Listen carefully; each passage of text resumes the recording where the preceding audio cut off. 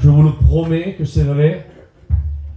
J'aurais bien voulu rester assis à la chaise dans laquelle j'étais et me laisser bénir par Dieu à travers, amen, à travers mes frères.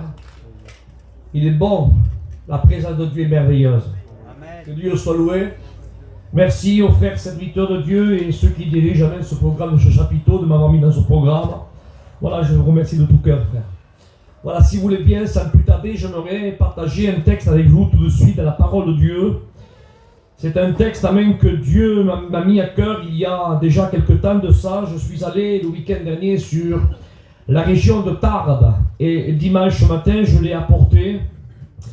Et ce soir, je l'ai à cœur de le rapporter ici. Amen. Alléluia. La parole de Dieu, amen, elle ne se périmit pas. Il n'y a pas de date de préemption derrière. Vous savez, comme les yaourts, il faut le consommer avant telle date. Mais dans la parole de Dieu, il n'y a pas écrit à vivre, à parler avant telle date. Elle est toujours d'actualité, la parole de Dieu, car elle est la même hier, aujourd'hui et éternellement. À Dieu soit la gloire. Et ce soir, je voudrais m'entretenir sur un sujet. Écoutez bien, s'il vous plaît, pour celui-ci qui a la parole de Dieu. On ouvre l'évangile, le livre de la Genèse, qui est le premier livre de la Bible, amen, au chapitre 37. Pour celui et celle qui a la parole, amen, vous pouvez suivre cette lecture avec moi. Genèse chapitre 37 et verset 6. Écoutez ce que dit la parole. Il est question de ce jeune homme qu'on appelait Joseph. Joseph qui était, bien sûr, fait un petit peu l'historique, malgré que vous le savez, Joseph était le dernier fils du patriarche Jacob. Jacob qui était le fils, amen, de Isaac. Et Isaac était le fils d'Abraham. Eh bien, Joseph, c'était le dernier fils à ce moment-là de Jacob. Et il était tout jeune à ce moment-là. Et j'aimerais faire cette lecture avec vous. Écoutez, Genèse 37, verset 6. Il leur dit, Joseph parle, il leur dit, écoutez donc ce songe que j'ai eu. Verset 7. Nous étions à lier des gerbes des blés au milieu des champs. Et voici ma gerbe se leva et se tint debout. Et vos gerbes l'entourèrent et se prosternèrent devant elle. Au verset 8, il y a encore là un autre songe que Joseph va raconter à ses frères. Sans plus tarder, j'aimerais qu'on courbe nos fronts, qu'on prie le Seigneur. Et je vais demander, amen, et bien Dieu, si de temps en temps, amen, vous voulez dire amen à la parole de Dieu, ne vous privez pas, car tout ce qu'on fait, c'est pour la gloire de Dieu. Amen, tout ce qu'on fait, tout, amen, et tout ce que les frères font, amen, ce n'est pas pour la gloire d'un homme, car Dieu, il a partagé, vous savez, pas mal de choses avec nous. Le texte dit, amen, que Christ va même partager son trône avec l'Église. Il dit à celui qui vaincra, il s'assoira avec moi sur mon trône. Il dit, amen, que nous sommes co-héritiers avec Christ. Croyez-moi, mes frères et sœurs, il a déjà partagé pas mal de choses. Mais s'il y a bien quelque chose qu'il ne partage pas, c'est sa gloire. Il dit, je ne donnerai pas ma gloire à un homme. Et nous voulons dire comme le roi David. Et nous voulons dire, amen, et nous voulons entonner cette prière et dire, Seigneur, non pas à nous, mais à ton nom. Alléluia. Soit la gloire. Alléluia. À Dieu soit la gloire. Oui, à Dieu soit la gloire. Amen. Tout ce qui se fait pour la gloire de Dieu. J'ai intitulé ce message-là, voilà comment j'écris le titre de ce message, je marque comme ça, j'ai marqué, faisons, écoutez s'il vous plaît, faisons confiance à la parole. Amen. Amen. Même quand on ne comprend pas toujours. Je le redis. Faisons confiance à la parole. Amen. Même quand on ne comprend pas toujours. Amen. Dieu ne nous a pas dit de tout comprendre. Dieu, amen, nous a dit de lui obéir. Amen. Alléluia. Et c'est ce que Dieu veut de nous. Amen. Il dit, quand le Fils de l'homme viendra, trouvera-t-il la foi? Or, la foi, qu'est-ce que c'est? Est-ce que la foi, c'est croire? Mais frères et sœurs, la foi, ce n'est pas croire, c'est bien plus que croire. Parce que sans la foi, il est impossible d'être agréable à Dieu. Mais on peut croire et être désagréable à Dieu. On peut croire et être perdu. Mais si on a la foi, on est sauvé. Mais tu diras, Isaac, c'est pareil. La foi, on croit. Non, c'est pas pareil. Parce que la croyance, on peut croire dans le monde où on croyait en Dieu. Et quand on voyait un gars qui parlait mal de Dieu, on était capable de se mettre en colère contre lui. Et pourtant, on avait notre paquet de cigarettes dans la poche, on buvait la toquille, on sortait de la discothèque. Mais comme on a été élevé dans le berceau de l'évangile, on croyait, et c'était vrai, on croyait véritablement en Dieu. Mais on n'avait pas la foi. Tu me diras, Isaac, quelle différence il y a? Croire, eh bien la Bible dit que les démons croient et ils tremblent. Mais les démons ne sont pas sauvés. Et ils croient en Dieu. Mais l'église, frères et sœurs, elle ne marche pas par la croyance, elle marche par la foi. Et la foi, frères et sœurs, c'est la fidélité. C'est l'obéissance, c'est l'intégrité. C'est se fier. C'est lui faire confiance. Alléluia. Et l'église, frères et sœurs, elle ne marche pas seulement qu'avec de la croyance, mais elle est fidèle, elle est obéissante, elle est intègre, elle se fie, non pas à ce qu'elle voit, mais à ce qui est écrit. Et ce qui est écrit n'est rien d'autre que la parole de Dieu. Amen. Alors je relis, frères et sœurs, le titre du message: faisons confiance en la parole, même quand on ne comprend pas toujours. Parce qu'il y a des moments, frères et sœurs, que Dieu, amen, nous permet de comprendre certaines situations de notre vie. Mais il faut avouer devant Dieu, je me mets dans le lot corps avec vous, je suis au milieu, pareil que vous. Parce que ce que je vais vous dire là, je me la suis posé moi aussi. Il y a eu des moments où j'ai dit à Dieu, Seigneur, oui, ça je comprends. Pourquoi ceci, ça je comprends. Et il y a eu des moments dans ma vie où j'ai dit, Seigneur, pourquoi? Je ne comprends pas, Seigneur. Pourquoi ceci? Pourquoi il m'arrive cela? Et pourquoi encore ceci et cela? Eh bien, il y a eu des moments que le ciel m'a révélé le pourquoi et le comment. Mais il y a eu des moments, frères et sœurs, où Dieu, amen, ne va pas révéler le pourquoi et le comment. Mais c'est pas pour cela, frères et sœurs, qu'on fait naufrage dans la foi. Alléluia, parce qu'on s'accroche, non parce qu'on voit, non parce qu'on ressent, mais on s'accroche, frères et sœurs, à ce qui est écrit. Et ce qui est écrit, c'est la parole de Dieu. Et j'aimais, frères et sœurs, qu'à l'ancien, elle a dit que lui n'est pas un homme. Il ne ment pas. Alléluia. Et il n'est pas le fils d'un homme. Il ne se repent pas. Mais que ce que sa bouche dit, son bras puissant. Alléluia. Son bras puissant l'accomplit. Essayez de vous mettre un petit peu dans la peau du personnage. Aujourd'hui, nous avons une Bible entre nos mains. Et la plupart des gitans, voyageurs, uniches, catalans, tous les ethniques confondus de mission, le tzigane aujourd'hui, c'est vrai, il n'appelle pas. Aujourd'hui, on sait lire. On n'est pas des théologiens, mais on sait lire. La plupart d'entre nous. Même les enfants, aujourd'hui, apprennent à lire avec les téléphones. Ils n'ont même pas besoin d'aller à l'école. Vrai ou faux? C'est-à-dire qu'aujourd'hui, pratiquement tout le monde sait lire. Et aujourd'hui, si on veut se documenter par rapport à la puissance de ce Dieu qui est au milieu de nous, et nous avons une Bible entre nos mains et on la lit.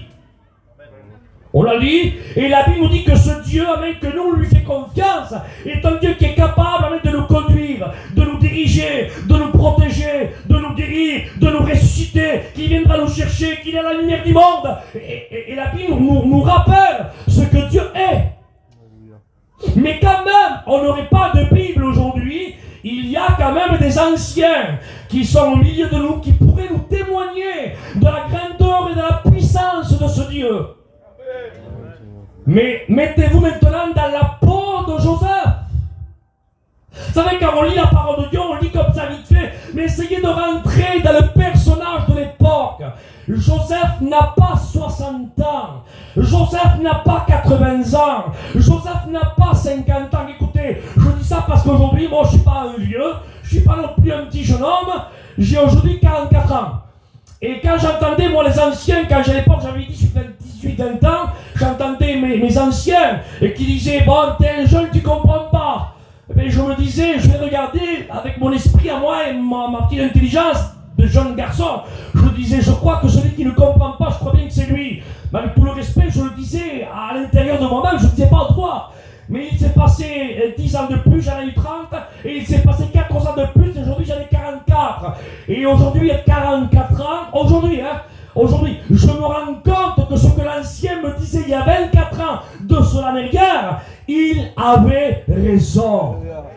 Est-ce que vous comprenez ça? Tout ça pour vous dire, amen, je vous dis cela pour vous dire, amen, que Joseph n'a pas 40 ans. Joseph n'a pas 50, ce n'est pas un homme mûr. Ce n'est pas un homme qui a vécu son expérience, qui a roulé sa bosse, non. C'est un jeune homme de 17 ans. Quel âge t'as, fils, toi? 19 ans. 2 ans encore moins que le jeune garçon qui est là. 17 ans. Il n'avait pas de Bible entre ses mains, pas de Bible, pour se documenter de ce Dieu que son père Jacob lui a tant parlé, qu'il a reçu ce témoignage de son grand-père Isaac, et lui-même il a reçu son arrière-grand-père Abraham. Joseph n'avait pas de Bible, mais amen, il a été bercé depuis le berceau. Son père lui a parlé, tu sais mon fils, mon père à moi Isaac, amen, il est le fruit d'un miracle. Sûrement qu'il a dû lui témoigner, comme chaque père en témoignant aujourd'hui à nos enfants. Mais Joseph lui aussi, il a reçu son témoignage de son père Jacob.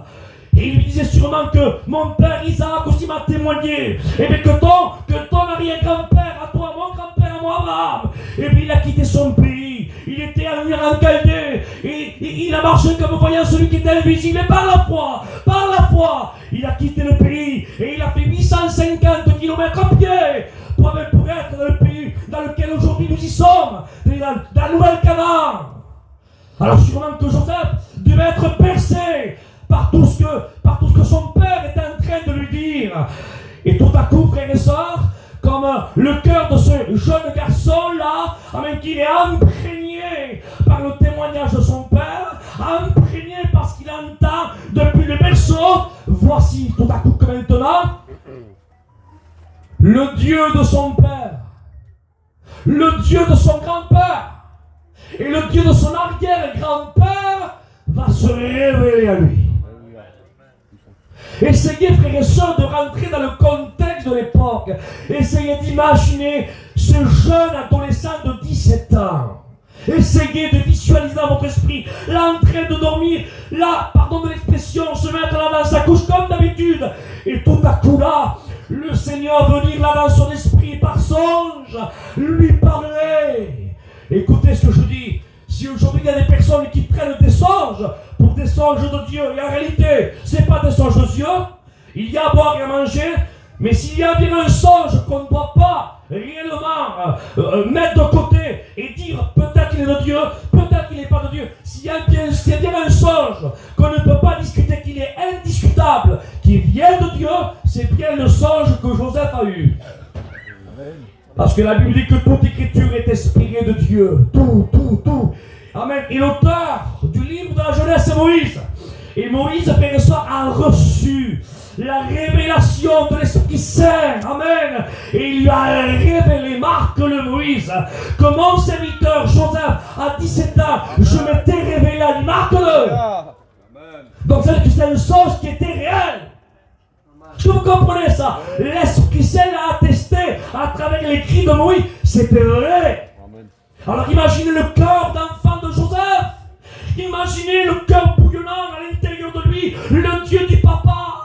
Le Dieu de mon grand-père Isaac. Le Dieu de mon arrière-grand-père m'a parlé. Il s'est révélé à moi. Alors avec ce cœur d'enfant et d'adolescent gros comme le chapiteau, il va vouloir partager la bénédiction qu'il a reçue avec ses frères. Mais je le dis avec tristesse. Quelle tristesse qu'on ne peut pas se réjouir avec certains frères. Il semblerait que, Seigneur, que c'est pas normal que ce ne soit pas un frère, un ennemi, qui ne se réjouisse pas de ce que Dieu fait avec nous, je comprends, mais pas un frère. La logique de la chose, c'est qu'un frère doit se réjouir, car un autre frère, Dieu le bénit. Mais il semblerait que Joseph, c'est ce que lui il croyait. Il va vers ses frères, vers Ruben, vers Issachar, vers Zébulon, vers Naphtali, vers Dan, Azer. Il va vers eux. Il leur dit voilà, imaginez comment il est allé vers eux. Il dit voilà, j'étais en train, alors je prends mon mode de rabouin, hein, j'étais en train de dormir, j'étais là-bas, et tout à coup, tu sais, le Dieu du papa, ce que papa nous a dit, tu sais, le Dieu de son grand-père Isaac, qui a évité le sacrifice, mais tu sais bien, le Dieu de notre arrière-grand-père, Abraham. Mais ses frères sûrement de l'écouter, mais oui, mais qu'est-ce qu'il y a, Joseph? Et puis il m'a parlé. Bon, il t'a parlé, hein, qu'est-ce qu'il t'a dit? Puis il m'a parlé. Et l'autre, il a dit, mais écoutez, je te dis ce que tu m'as dit. Il m'a dit qu'il y avait des gerbes de blé qui étaient là, qui étaient debout, et que la mienne aussi, elle était là, et tout à coup, les autres gerbes de blé se sont prosternés devant la gerbe de blé de ce que j'étais moi. Et au lieu, amen, frères et sœurs, de se réjouir dans le normal spirituel, ils auraient dû dire, ah bon, Dieu t'a parlé? Ah mais mon frère, je suis content pour toi. Dieu t'a dit cela? Eh bien, je suis content pour toi, mon frère. Et au lieu, frères et sœurs, de se réjouir avec Joseph, ils ont commencé à le prendre à l'œil. Et tu me diras, ça c'est au temps de Joseph? Oui, c'est vrai, mais moi je crois aussi qu'il y a certains frères comme ça. C'est malheureux qu'on ne peut pas se réjouir avec notre frère. On a même peur aujourd'hui de dire ce que Dieu fait avec nous, à travers notre ministère, à travers peut-être certains faits gestes que Dieu nous envoie, nous dirige, nous prévient, nous conduit, nous réveille, nous enseigne. Et au lieu, amen, de le dire, avec un cœur gros comme le chapiteau, espérant que les chrétiens et les chrétiennes vont se réjouir de ce que Dieu fait avec nous, et bien on a peur de le dire, parce que certains frères, ils ont un manque d'amour, ils ont l'esprit tordu, ils sortent du chapiteau et disent, ah, c'est l'homme de Dieu, lui. Dieu parle à lui. Ah, mais c'est Dieu. Il parle toujours à lui, le Seigneur. Mais malheureusement, frères et sœurs, toutes les personnes qui réagissent comme ça, c'est parce que je connais le problème, moi. Vous savez quel c'est le problème? C'est parce qu'il y a un manque d'amour. Parce que la Bible dit dans les Corinthiens que l'amour de Dieu ne soupçonne pas le mal. Amen, ça veut dire que quand un frère témoigne et qu'il dit j'ai reçu quelque chose de Dieu, quand même ne ça serait pas vrai, eh bien il se réjouirait avec lui. Parce que l'amour se réjouit de la vérité. Mais ce qui s'est passé là, il va y avoir un problème, frère et sœurs.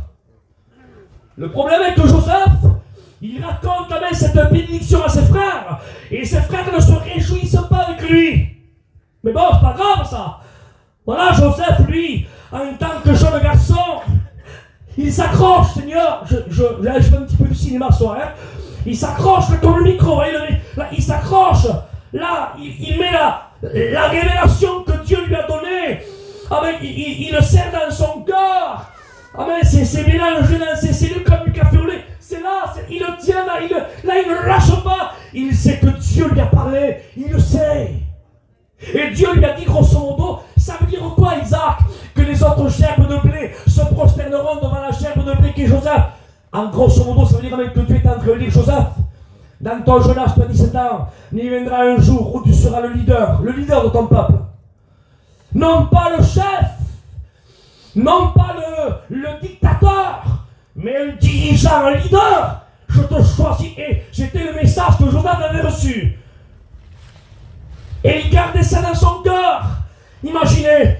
Alors il devait se dire, ça y est, ça va être peut-être demain, après-demain, dans un mois. Dieu l'a dit, c'est bientôt, c'est maintenant là. Et tout à coup, il va y avoir une série d'événements qui va bientôt s'écrouler dans sa vie, qu'il ne s'y attendait pas.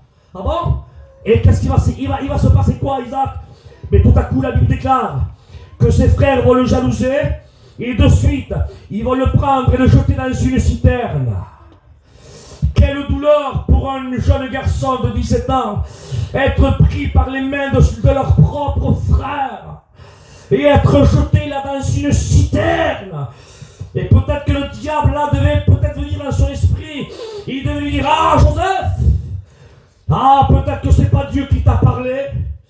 Ah, ton père t'a tellement parlé du Dieu de ton grand-père Isaac et du Dieu de ton arrière-grand-père Abraham que tu écoutes, tu es tellement là imprégné parce qu'il t'a dit que tu en rêves. C'est pas vrai, Dieu ne t'a pas parlé. Là, dans la citerne, et sûrement qu'il devait écouter la voix du diable, parce que le diable, frère et soeur, parle. Et il devait l'assaillir là. Et lui, il devait s'accrocher aux promesses que Dieu lui avait données à la citerne. Dieu t'a dit, Joseph, que des gerbes de blé se prosterneront devant la tienne. Il te l'a dit, il ne ment pas. Rappelle-toi ce que ton père t'a témoigné de lui par rapport à ton grand-père et ton arrière-grand-père. Souviens-toi, tiens bon, tiens ferme. Et tout à coup, au lieu d'être sorti de la citerne et avoir la vie libre, hop, on le retire d'une citerne et on le vend à une caravane d'Ismaélites. Et maintenant, le voilà à l'intérieur prisonnier, vendu comme esclave dans une caravane égyptienne et qui éloigne très bien loin à l'opposé de son père. Il part dans un pays étranger qui ne parle même pas la langue. 17 ans. Essayez de visualiser dans votre esprit, dans votre cœur. On ne fait pas du cinéma, mais essayez de comprendre ce qui devait se passer à l'intérieur du cœur et de l'esprit de Joseph. Là, dans la citerne, le diable part, je tiens bon. Là, dans la caravane d'Ismaélites, et le diable devait venir. Joseph, ah, le Dieu de ton père, c'est pas vrai, c'est du pipeau, c'est pas vrai, c'est faux. Tu comprends bien que ce songe aurait été vrai. Tu ne serais pas dans une citerne. Ce soir, ça serait vrai. Regarde, on ne te vendrait pas une caravane d'Égyptiens. Ça serait vrai. Oh, ni Dieu. Il n'y a rien de vrai de tout ça. Et Joseph, lui, il gardait silence, il ne disait rien. Il gardait la fidélité. Et hop, un laps de temps s'écroule, peut-être quelques jours de marche avec cette caravane-là. Et tout à coup, il descend dans le pays égyptien. Et hop, on trouve là un acquéreur pour lui. Et on le vend à qui? À Potiphar. Il garde la fidélité malgré que le diable devait lui parler. Le voilà maintenant un esclave dans un pays étranger et il appartient à un propriétaire, Potiphar. Et Potiphar maintenant lui dit, maintenant voilà, tu es mon esclave. Et maintenant tu vas être au service de mon épouse, la femme de Potiphar. Et il se met au service de l'épouse de Potiphar. Et quand il garde la fidélité à ce que Dieu lui a promis, frères et sœurs, que les gerbes de blé se prosterneront devant lui et que lui sera leader et non pas un esclave. Le diable devait l'assaillir. Regarde, c'est pas vrai, t'es l'esclave, t'es pas leader, t'es l'esclave. Et il devait tenir à même chose que Dieu lui avait donné dans son cœur. Et il devait se le repasser, et le passer, et le repasser. Il y a un certain moment, le diable utilise la femme de Potiphar pour mettre ses mains sales sur Joseph. Parce que le diable a même voulu souiller la pureté, la sainteté, la fidélité de l'homme de Dieu. Et Joseph, lui, personne ne le voyait. Il n'y avait pas d'époque de téléphone, il n'y avait pas d'époque de paparazzi. Il aurait pu fauter et être là, cet homme qui n'aurait pas passé par la case prison. Mais Joseph, lui, écoutez ce que je veux la même après ça, s'il vous plaît, perdez pas le fil. Joseph ne s'accrochait pas à ce qu'il voyait, non. Joseph ne s'accrochait pas à ce qu'il ressentait. Joseph s'accrochait à ce qu'il savait. Et ce qu'il savait, c'est ce que Dieu lui avait dit. Amen. Ta gerbe de blé se tiendra debout. Et il était là. Et il devait passer, repasser. Et pourtant, il devait ressentir de l'oppression diabolique par rapport à la vue. Un pays étranger, la femme qui veut le souiller. Qu'est-ce qu'il devait voir? Mais la foi n'est pas alimentée par la vue. La foi n'est pas alimentée par rapport au ressenti. La foi vient de ce qu'on entend. Et ce qu'on entend, c'est la parole de Dieu. Et Joseph, frère et sœur, sa foi était alimentée par ce qu'il avait entendu. Non pas la voix d'un homme, mais la voix du Tout-Puissant qui lui avait parlé. Sa foi était enflée, était grande, frère et sœur. Alléluia. Et à un certain moment, au lieu d'accepter la souillure, alléluia, il garde la fidélité, il s'échappe dans la maison de la femme de Potiphar parce qu'il ne veut pas, frère et sœur, trahir son maître, un, et Dieu, et deux, il ne veut pas être infidèle au Dieu de son père et au Dieu qui s'est révélé à lui. Il y a un certain moment, on le prend, et même la femme de Potiphar va même lui arracher sa tunique, comme preuve, comme quoi? Eh bien, les ragots qu'il va raconter sur lui, c'est vrai. Mais déjame que vous diga algo, je vais vous le dire en français. L'or, l'or, vous pouvez le mettre là sur le pupitre. Vous pouvez le mettre sur le doigt. Vous pouvez prendre l'or, le mettre par terre, prendre prendre un coup de marteau et le rouer de coups, lui faire perdre sa forme. Mais je vous le promets devant Dieu, que même l'or, vous pouvez le mettre même là, dans la boue, et l'écraser. Et qu'une fois que vous le retirerez, l'or, même qu'elle a perdu sa forme, ne perdra pas sa valeur. Et bien c'est ce qu'était Joseph. Même quand il était là-bas, dans la cellule familière de son père, il était ce qu'il était, il gardait la fidélité, il était l'homme de Dieu. Dans une citerne, il était l'homme de Dieu. Caravane ismaélite, il était l'homme de Dieu. Devant Potiphar, il était l'homme de Dieu. Devant la femme de Potiphar, il était l'homme de Dieu. Il ne se dégradait pas. Il était ce qu'il était. Amen. J'aimerais vous dire, frère, ce que Dieu viendra chercher une église qui est. Non pas qui était, et non pas qui sera, mais une église qui est d'actualité, une église qui est. Amen. Et Joseph, frère et sœurs, il garde la fidélité, et tout à coup on le prend, et hop, on le met dans une prison pendant 2 longues années. C'est long 2 ans, hein. Écoutez, 15 jours, 20 jours, 1 mois, 2 mois, 3 mois, 4 mois, 5 mois. Il a 17 ans le monsieur là, hein. Il n'a pas 60 ans, 17 ans. À 17 ans on a besoin d'un papa. À 17 ans on a besoin d'une maman. On a besoin de la chaleur de la mère et du père. Est-ce que vous comprenez ça? À 17 ans on est l'enfant. 6 mois, 7 mois, 10 mois, 1 an, 14 mois, 15 mois, et le diable devait se promener dans la cellule. Je te l'ai dit, le Dieu de ton père n'existe pas. Regarde, tu demeures intègre, tu es fidèle. Regarde, mais c'est pas vrai. Plus tu es fidèle, plus tu t'enfonces. Normalement, c'est pas comme ça. Si tu es fidèle, Dieu va t'en sortir. Regarde, on fait l'historique un petit peu de ta fidélité, Joseph. Tu es fidèle dans une citerne, tu es fidèle aux Ismaélites, tu es fidèle à Potiphar, tu es fidèle à la femme de Potiphar, tu es fidèle en prison. Et Joseph, ta fidélité, plus tu es fidèle, plus tu t'enfonces. Dieu n'y est pas. Et ce jeune garçon de 17 ans, aujourd'hui à la fin de son séjour en prison, il a ton âge, 19 ans. Il y a 19 ans, il y a les chansons, il y a le panetier qui est là. Alléluia, et même qu'il est resté 2 ans en prison, peut-être assailli par la voix du diable pour le décourager. Mais Joseph, amen, savait en qui il avait cru. Alléluia, amen, parce que ce n'est pas l'endroit qui fera de nous ce que nous sommes. On peut être à côté de Jésus et être un Judas Iscariote, et on peut être un Joseph en prison et être l'homme de vision. À Dieu soit la gloire. Alléluia. Amen. Joseph ne le savait pas.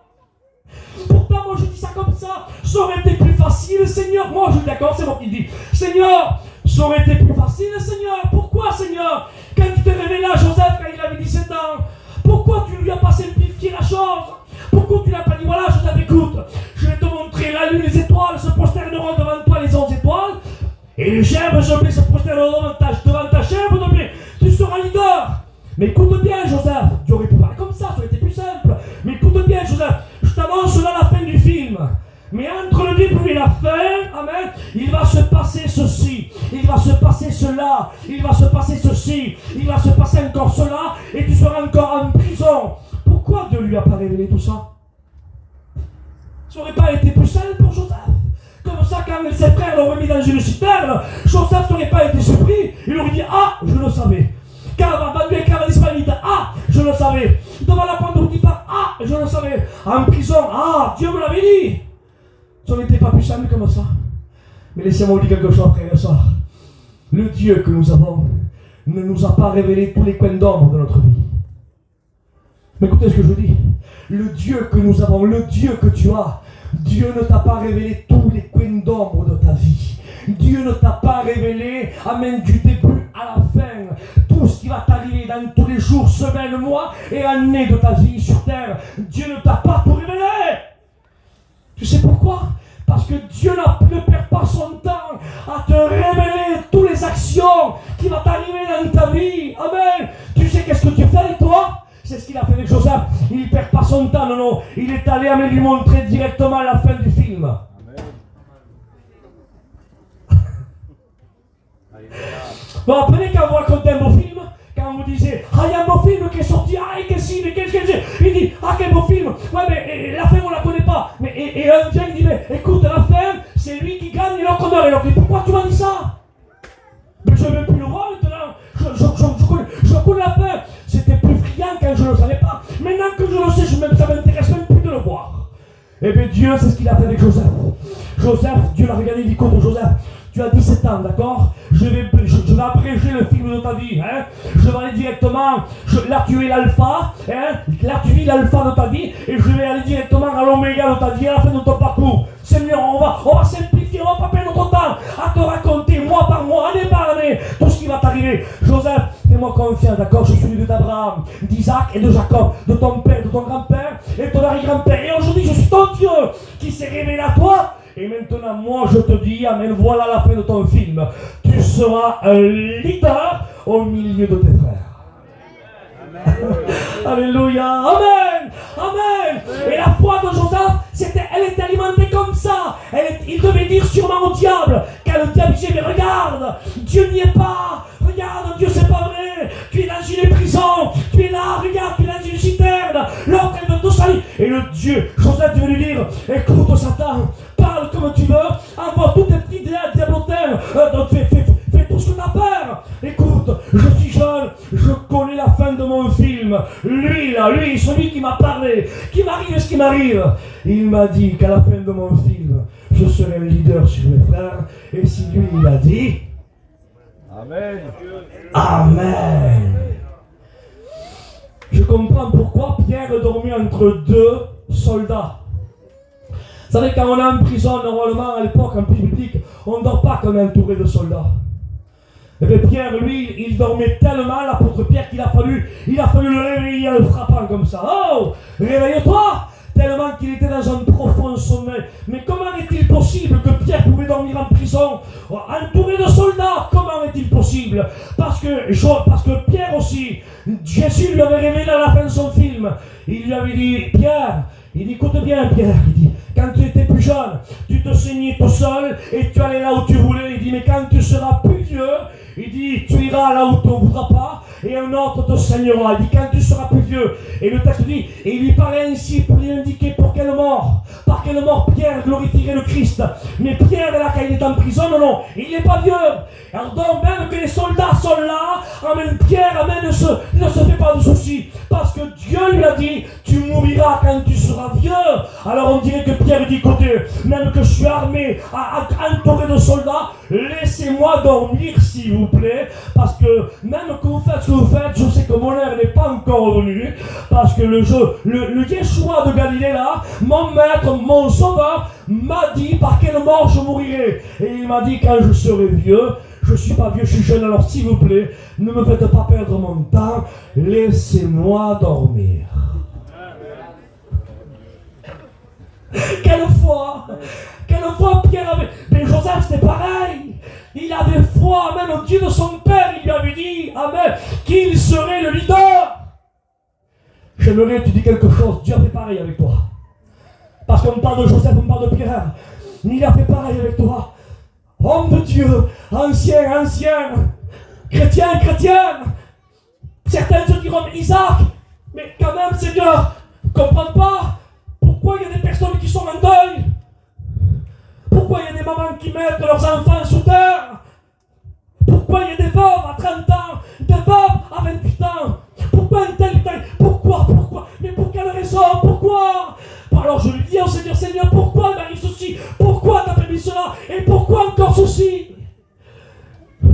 Quand Dieu t'a sauvé, Dieu ne t'a pas révélé, amen, tous les aléas que ton parcours spirituel ici-bas t'allais subir. Dieu, tu sais ce qu'il t'a fait avec toi? Il a fait comme avec Pierre, il a fait comme avec Joseph. Il t'a dit la fin de ton film. Tu veux la savoir, la fin de ton film? Tu veux la savoir? Il dit car un signal donné. À la voix de l'archange. Alléluia, au son de la trompette de Dieu. Les morts en Christ ressuscitera premièrement. Alors même que tu pleures pour un être cher qui t'a devancé, même que tu n'as plus ton papa, ta maman, ton épouse, ton mari, ton fils, et malgré que tu pleures et tu dis Seigneur, pourquoi, je te dis accroche-toi à ce qu'il t'a dit. Et il t'a dit avec que les morts en Christ ressusciteront. Alléluia. Dans un corps incorruptible, et toi tu as revêtu l'incorruptibilité, et on partira à la rencontre du Seigneur dans les airs, où Christ réunira les familles de la terre, où on célébrera les noces de l'agneau, pendant que la grande tribulation est ici-bas. Et ensuite, amen, on viendra sur des chevaux blancs. Les saints, amen, descendront sur l'église. L'armée céleste, amen, descendra au salut le Christ. Et celui qui le monte avec un vêtement teint de sang, un nom écrit sur sa jambe, roi des rois et seigneur des seigneurs. L'église Isaac, amen, avec un nouveau. Amen, il est aussi avec son cheval. Toi aussi, amen, avec ta propre monture. On descendra, amen, et Christ mettra un terme à la troisième guerre mondiale. Il posera ses pieds sur le mont des Oliviers. Le mont des Oliviers se fendra par le milieu. Un torrent sortira de mont dessous le temple qui se jettera sur la mer morte. Et la mer morte reprendra vie. Ce sera avec l'Éden reconquis. Jérusalem sera la capitale mondiale. Et l'Église régnera pendant 1000 ans à travers la nation d'Israël. Et Christ établira son règne millénaire. Et ensuite, amen, voici paru des nouveaux ciels, une nouvelle terre. C'était la nouvelle Jérusalem. Frères et sœurs, quel programme!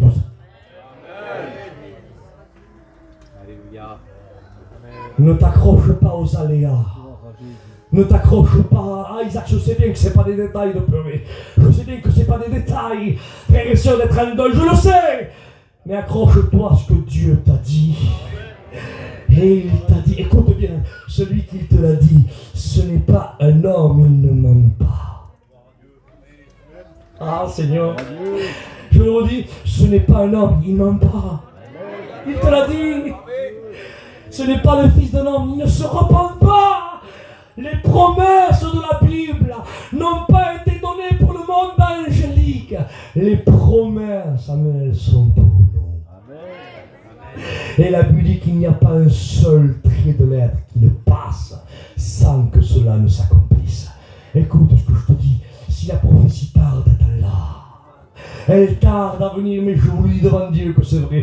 Bientôt, celui qui doit venir viendra. Il ne tardera pas. Il dit que sa venue est plus sûre que celle de l'or. Vous ne voyez pas comment le monde vit. On est assis sur nos poudrières et rien ne va. L'Ukraine avec la Russie, Gaza avec Israël, les pays arabes sont en train de se retourner, même la France peut-être par rapport au monde politique, parce qu'il y a des morts dimanche prochain pour les Européens, sont en train de retourner à l'Ouest. C'est rien ne va. Rien ne va. Car le monde gît sous la puissance du malin. Nous gît sous la puissance du Dieu de ce siècle. Mais nous ne sommes pas de cette terre. Vous êtes dans ce monde, mais vous n'en faites plus partie, a dit Jésus. Il dit, je m'en vais. Tu vas où, Seigneur? Il dit, je m'en vais vous préparer une place. Afin que là où je suis, vous y soyez. Écoutez, regardez l'amour de Jésus.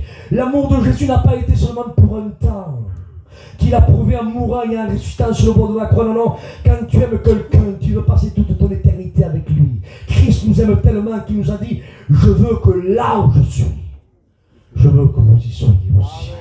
Je veux être avec vous. Alléluia. À Dieu soit la gloire, frères et sœurs.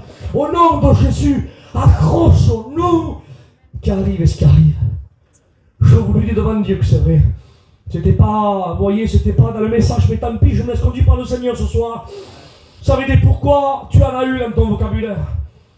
On ne va pas trahir le secret de quelques serviteurs de Dieu parce qu'on a des copains, vous comprenez bien. Mais on a des copains dans lesquels on s'est téléphoné, dans lesquels on s'est vu, et des fois on s'est posé des questions, on s'est exhorté, mais pourquoi il m'arrive ceci? Isaac, pourquoi il m'arrive cela? Alors j'essayais bien sûr de donner le pour quel motif le frère avait ce pourquoi, je sais pas, Seigneur. J'avais des mots, voilà, bibliquement pas là, mais il y avait un moment où j'étais obligé de me taire. Il y a un certain moment, pas plus tard que l'année dernière, en 2003, il y a une vague dévastatrice de la part du diable qui est venue frapper mon ministère et la barque de mon foyer, qui a duré presque 10 mois. Et dans chaque de ces 10 mois, dans chaque pratiquement jour, chaque semaine, je me mettais devant Dieu, je prenais mon véhicule et je disais à mon papa, à mon père, dans le secret, et c'est pas une trahison, c'est vrai, et en tant que père, je dis à mon père, Seigneur, mais Seigneur, il y a 24 heures que je te sers. Pourquoi ceci, Seigneur? Pourquoi ce mensonge, Seigneur? Pourquoi je te calomnie, Seigneur? Mais Seigneur, mais pourquoi? Mais pourquoi? Mais pourquoi? Ma femme, elle demandait le pourquoi. Mes enfants demandaient le pourquoi. Et bien le ciel ne m'a pas donné la réponse à notre pourquoi. Mais j'ai lu la parole de Dieu et quand j'ai vu l'attitude de Joseph, il y vivait et c'est ce que Dieu me demandait à vivre. Le psaume 37. Ah bon? Et qu'est-ce qu'il est écrit? Garde silence devant l'Éternel. Chut. Et espère à lui. Même quand on ne comprend pas, Dieu nous dit, je ne peux pas te révéler le pourquoi. Je peux pas. C'est pas que Dieu est méchant, frère et soeur. Vous croyez que Dieu veut nous faire souffrir?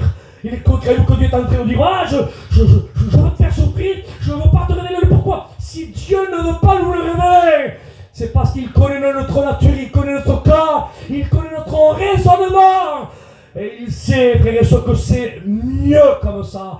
Ce que Dieu veut de nous, c'est qu'on garde silence devant lui. Et qu'on espère à lui. À Dieu soit la gloire. Espérons à l'Éternel. Qu'il arrive ce qui t'arrive dans ta vie. Garde silence devant Dieu. Parce que le diable veut que tu parles. Le diable veut que tu te régèmes. Le diable veut que tu te déchaînes. Ah, mais vous savez, quand vous prenez un coussin et que vous êtes en train de l'ouvrir et vous lâchez les plumes, vous savez, dans les airs, et essayez de les rattraper, vous après. Mais c'est ce que le diable veut. Vas-y, là, ce qui t'arrive, déchaîne-toi, parle. Toi aussi, fais ceci, vas-y, déchaîne-toi. Lâche les plumes. Et après, le problème après résolu. Mais il y a les plumes après rattraper. Et Dieu, voyez, tu vois, si tu regardais silence devant moi, et tu aurais espéré à moi, tu n'aurais pas eu besoin de ramasser aucune plume. Et regarde, tu vois dans quelle situation tu te trouves. Écoutez, frères et sœurs, nous sommes ces enfants qui arrivent ce qui arrive. Faisons-lui confiance en Dieu. Amen. Amen. Gloire à Dieu. Faisons confiance en Dieu. Alléluia. Regardez Dieu, je termine avec ça. Donnez 2 minutes de plus. Amen. Regardez Dieu. Pourquoi Dieu ne lui révèle pas le pourquoi à Job? Pose-lui une question, pour quelle raison? Ça aurait été pas plus simple, Seigneur? Que Job, quand il perd ses 10 enfants, là, papa, ça aurait été pas plus simple que Dieu dise, écoute Job, écoute, résiste, hein, parce qu'il faut que tu saches, c'est pas que moi je voulais, c'est que le diable est venu et il m'a incité à te faire ça, mais pourquoi il ne l'a pas révélé? Non. Parce que Dieu était en train de donner une correction au diable. Il était en train, frère et sœur, il connaissait son serviteur. Et sans lui révéler le motif par quelle souffrance il passait, Dieu savait que Job s'accrochait à la fin de son film. Comment Isaac ici, c'est écrit? Il dit, je sais. Il dit quoi? Il dit que la fin, il dit comme un rédempteur. C'est la fin, ça. Je sais qu'il est vivant. Et le mot rédempteur, c'est qu'est-ce que c'est dans l'hébreu? On ne fait pas un cours d'hébreu là, hein? Mais le mot rédempteur en hébreu c'est le mot Goël. Et le mot Goël, c'est que ça veut dire le vengeur d'un parent proche. En quelques mots, Job était en train de dire, vas-y diable, assaille-moi, enlève-moi mes 5 garçons, les 3 filles, mes 3000 chambres, 500 paires de bœufs, détruis-moi ma santé, tourne ma femme contre moi, fais ce que tu veux, mais sache bien que mon Goël, un jour un parent proche viendra à moi, amen, il me vengera, il t'exterminera, j'ai confiance, je sais qu'il y va, je sais qu'il viendra. Et laissez-moi dire, frères et sœurs, amen, que quand Christ a dit à la croix du calvaire, Père, tout est accompli, il a été aussi le Goël de Job. Il a écrasé la tête, amen, la tête du serpent qui a fait du mal à Job. Le Goël, le vengeur d'un parent proche, était venu sur terre, c'était le Christ, c'était le Goël de Job. Et au mont Golgotha, il lui a écrasé la tête. L'espérance de Job, frères et sœurs, au nom de Jésus.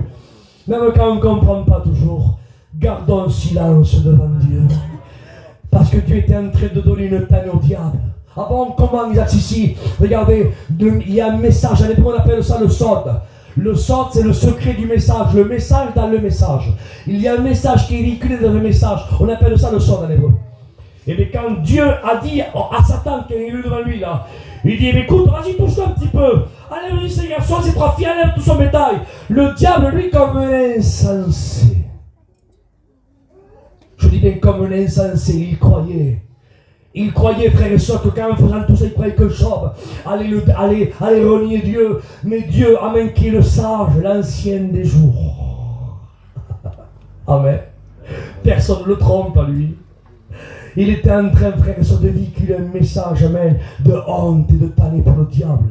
Il était en train de faire, amen, une fois qu'il a laissé Job subir tout ce qu'il a subi, et que Job, amen, a dit, tu parles comme une femme insensée. Il dit, comment nous prendrions ce qui est bon de Dieu et le mauvais nous laisserait. Il dit non. Il dit, l'Éternel a donné. Imaginez le diable à côté. L'Éternel a donné. L'Éternel a ôté. Et que le nom de l'Éternel soit glorifié. Imaginez l'électrochoc pour le diable. Et Dieu était en train de regarder là sûrement, hein, c'est pas écrit, c'est moi qui donne déjà à mon imagination. Il était en train de dire, tu vois diable, la différence qu'il y a entre toi là, et mes serviteurs qui sont ici-bas sur terre, pour te prouver que tu es un triple zéro. Et même le zéro a encore beaucoup plus de valeur que toi, tu ne vaux rien. Regarde la différence qu'il y a entre toi et eux. Regarde, toi, quand tu es né, le premier visage que tu as vu, ça a été moi, mon Fils et l'Esprit Saint. Tu es né dans un ciel glorieux, dans un ciel saint, tu étais entouré des anges. Le jour de ta création, j'avais préparé l'orchestre qui était à ton service. Je t'avais donné une fonction porteur de lumière. Personne était là pour te citer et pour te révéler contre moi. Mais tu es tellement mauvais. Regarde, avec tout cela, tu m'as abandonné et tu es devenu ce que tu es. Regarde maintenant mon serviteur Job. Lui, il est né dans une terre corrompue. Il ne m'a jamais vu. Il voit les hommes qui se corrompent. Écoute, tu te mets contre lui. Tu lui enlèves ses enfants. Tu lui enlèves ses entrailles. Tu lui enlèves ses filles. Il ne m'a jamais vu. Il ne me ressemble pas. Ah, il ne m'a jamais pratiquement entendu. Regarde bien la différence qu'il y a entre toi et lui. Et même avec tout ce que tu fais avec lui, il a décidé d'être fidèle. Il ne me renie pas. Regarde la différence qu'il y a entre toi et lui. Amen. Alléluia. Gloire à Dieu. Et le diable, Dieu lui a dévoilé une fois de plus l'attitude de Job.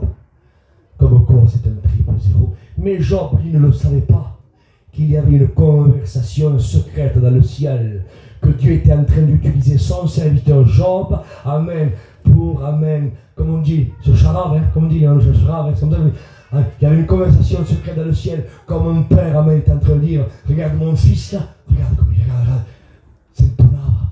Il était fier de son enfant, de la fidélité de son fils, mais Job, il ne savait pas. Écoute, et si Dieu, peut-être que Dieu fait pareil avec toi. Tu passes par une creusée, une misère, un deuil, des larmes. Qui sait s'il y a une conversation secrète dans le ciel que tu ne sais pas, dans lequel Dieu est en train de dire, regarde mon serviteur, regarde ma servante, regarde mon fils, avec tout ce que tu es en train de faire, regarde, il est encore là. Parce que nous, on aime Dieu, et je termine avec ça. On aime Dieu, non pas pour ce qu'il donne, mais pour ce qu'il est. Amen. Et je conclue avec ça, et je t'aime la parole de Dieu. Je suis obligé de vous dire ça. La foi, l'espérance. Amen. Ne le trompe pas, frère et soeur. Et tout ce que nous sommes ici ce soir, au nom de Jésus, accrochons-nous à l'espérance de la fin du film, de ce que Dieu, amen, nous a dit, nous a tout révélé. La fin, on le sait, la fin. Entre le début et la fin, on ne sait pas. Mais la fin, on le sait. Accrochons-nous, frères et sœurs. Regardez comment Joseph s'accrochait à la fin du film. Écoutez bien. Hein? Regardez à quel point Joseph s'accrochait à la fin du film. Non, écoutez bien. Hein? Il dit, lui, une fois qu'il est avancé en âge, il regarde ces enfants-là, les Israélites. Il dit, oh, venez ici, vous. Et les petits Israéliens, bien sûr, ils vont vers Joseph. Il dit, oui, l'ancien, qu'est-ce qu'il y a? Il dit, venez ici. Regardez Joseph. Regardez comme quoi il s'accrochait à la fin du film. Hein? Il dit, écoute bien. Il dit, c'est marqué comme ça. Il dit, Moïse prit avec lui les os de Joseph. Il dit, car Joseph avait fait jurer. Venez ici les jeunes. Il dit, oui, qu'est-ce qu'il y a, ancien Joseph? Il dit, jurez-moi. Jurez là. Hein? Mais oui, on te jure. Mais que je jure quoi? Il dit, il avait fait jurer au fils d'Israël en disant, le Dieu un jour vous visitera. Écoutez bien, hein? Et il vous fera vous ferez remonter mes os avec vous dans le pays que Dieu Dieu, amen, vous conduira. Écoutez bien, et cela s'est produit 430 ans après. Et 430 ans avant, regardez la fin du film, et 430 ans, elle n'est pas longue, hein? Il s'accrochait à 430 ans. Il dit, je sais qu'un jour, là, dans la fin là-bas, je sais qu'un jour, notre Dieu, là, il va nous visiter et il va vous déporter dans un pays qui vous donnera pour vous. Il dit, par contre, vous, jurez-moi, hein, jurez-moi parce que moi je vais mourir, mes os seront là, mais jurez-moi hein, que vous ne me laisserez pas là. Prenez mes os avec vous, ne les laissez pas l'Égypte, hein, vous les transporterez avec vous. Jurez-les. Et la Bible dit que Moïse, le libérateur 430 ans après, libéra le peuple d'Israël. Et il y avait un petit sac, peut-être dans sa main. Et Joseph a fait partie lui aussi de ce voyage. Lui aussi a traversé la mer Rouge. Joseph aussi était, alléluia, là dans un coin peut-être à part, quand ils ont reçu les lots Sinaï, quand ils ont séjourné pendant 40 ans et quand ils ont rentré dans le pays promis à travers le leader Josué, Joseph, alléluia, et faisait partie du voyage. Est-ce que vous comprenez? Je veux dire, frères et sœurs, accrochons-nous à la fin de notre film. Bientôt, on part. Amen. Fermons nos yeux, prions le Seigneur. À Dieu soit la gloire. Tu pries, Seigneur.